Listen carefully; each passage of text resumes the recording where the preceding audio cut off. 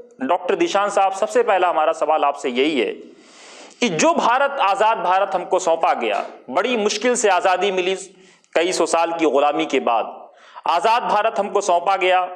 उस आज़ाद भारत में क्या आपको लग रहा है कि जो हमारे पूर्वजों का जो सपना था, तो क्या उस सपने को हम पूरा कर पाए हैं या अभी बहुत कुछ करना बाकी है? अहमद भाई, बहुत शुक्रिया, आपने याद किया और आपने बहुत अहम सवाल उठाया। और जहाँ तक ये सवाल है कि हमारे पूर्वजों ने, हमारे बुज़ुर्गों ने जिन मकासद के लिए जंग आज़ादी लड़ी थी और अपनी क़ुरबानी दी थी, वो मकासद हासिल हुए या नहीं हुए। देखिए, हिंदुस्तान की अपनी तारीख़ है, एक अपनी रवायत है, और 90 सालों तक अंग्रेज़ों के तसल्लुत और ग़ुलामी में ये हिंदुस्तान था। उससे पहले बादशाह राज था यहाँ पे। लेकिन 47 के बाद एक नई हुकूमत हिंदुस्तान में कायम हुई, जमहूरी हुकूमत, और इस जमहूरियत के लिए, डेमोक्रेसी के लिए हमारे बुज़ुर्गों ने क़ुरबानी दी है।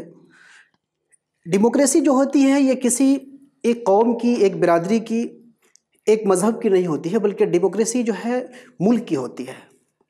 इससे पहले चूँकि दुनिया और ख़ास तौर पे हमारा इंडिया जो है, मुल्क की हुकूमत क्या होती है इसे नहीं जानते, इससे वाकिफ़ नहीं थे। 47 के बाद मुल्क की हुकूमत भी कोई चीज़ होती है, हम इससे वाकिफ़ हुए और उसके लिए हम बढ़े। अब जाहिर सी बात है, जो हमारा जो जहन बना हुआ था सदियों से, इससे पहले जो सदियां गुजरी हैं दुनिया में, हज़ार साल, तो पूरी दुनिया में वही था कि कोई किसी मज़हब की हुकूमत रही है या किसी ख़ानदान की हुकूमत रही है। तो लोग मज़हब और ख़ानदान से चूँकि निकल नहीं पाए थे। मुल्क के लिए हमें काम करना है, मुल्क के लिए लड़ना है।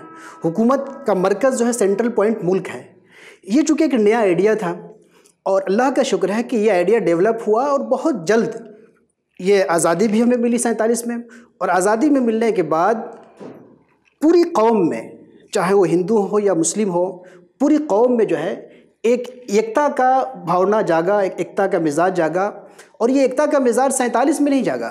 ख़ास बात यह है कि आप इसके लिए हम जाएंगे 1857 में, जब पहली बार पूरे तौर पे अंग्रेज़ यहाँ पे मुसल्लत हो गया, हाकिम हो गया। तो 1857 में ही जो हिंदुस्तानी थे, वो धर्म, हुकूमत के मामले में, गवर्नमेंट के मामले में धर्म से ऊपर उठ करके मुल्क के लिए लड़ने लगे थे।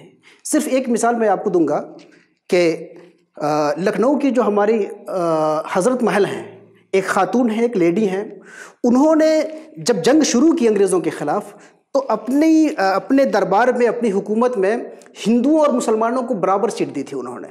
अगर काजी मुसलमान को बनाया तो चीफ़ कमांडर जो है हिंदू को बनाया। इस तरह एक मुश्तरका हुकूमत शुरू की उन्होंने। वो हिंदू और मुस्लिम की हुकूमत नहीं थी, हिंदुस्तानियों की हुकूमत थी। और 47 में वो जो एक सपना था, उस वक्त तो वो नाकाम हो गई, लेकिन यही कोशिश आगे बढ़ते हुए 47 में हम कामयाबी से हम किनार हुए। हुकूमत जो है जमहूरियत की, डेमोक्रेसी की कायम हो गई। लेकिन उसके बावजूद चूँकि हमारे पीछे जो है तहत शऊर में वो मज़हब और ख़ानदान वो लगा हुआ था। यकबारगी तो जाता नहीं, लेकिन फिर भी हम जो देखते हैं कि ये 75 सालों में काफ़ी बदलाव आया, काफ़ी लोग जो है मुल्क के लिए आए। ये अलग बात है कि होता क्या है कि आपका पूरा तालाब अच्छा होता है, सारी मछलियाँ अच्छी होती हैं, 2-4 गंदी मछलियाँ आ जाती हैं और उनकी वजह से पूरा तालाब गंदा हो जाता है। तो यहाँ का हिंदुस्तान का जो मुआशरा है, ये सब ने जमहूरियत को, डेमोक्रेसी को कबूल कर लिया है, सीने से लगा लिया है। यहाँ का हिंदू भी मुल्क के लिए जीता है, मुसलमान भी मुल्क के लिए जीता है, सियासत मुल्क के लिए होती है। लेकिन जाहिर सी बात है, कुछ लोग ऐसे हैं कि उनको लगता है कि हम मुल्क के लिए जब बात करेंगे, जब मुल्क के लिए हम लड़ेंगे, तो शायद वोट कम मिलेगा। इसमें जज्बात नहीं आते हैं। इसलिए जज्बात को भड़काने के लिए, इश्तियाल पैदा करने के लिए कुछ लोग फिर धर्म और इलाका और मज़हब की बात करके जो है, ये जो पुरअमन फ़ज़ा है, इसमें ज़हर घोलने की कोशिश करते हैं। और उनका ज़हर ये कामयाब भी हो जाता है। ये कामयाब इसलिए हो जाता है कि चूँकि हमारी जनता है, ये नासमझ है, ना कम पढ़ी लिखी है। एजुकेशन जिस तरफ बढ़ती जाएगी हिंदुस्तान में, पूरे तौर पे लोग डेमोक्रेटिक सिस्टम को कबूल करने के लिए तैयार होंगे। और हम देख रहे हैं कि आज भी जो एजुकेटेड तबका है, जो पढ़ा लिखा तबका है, वो ज़्यादा देशभक्त है, मुल्क भक्त है।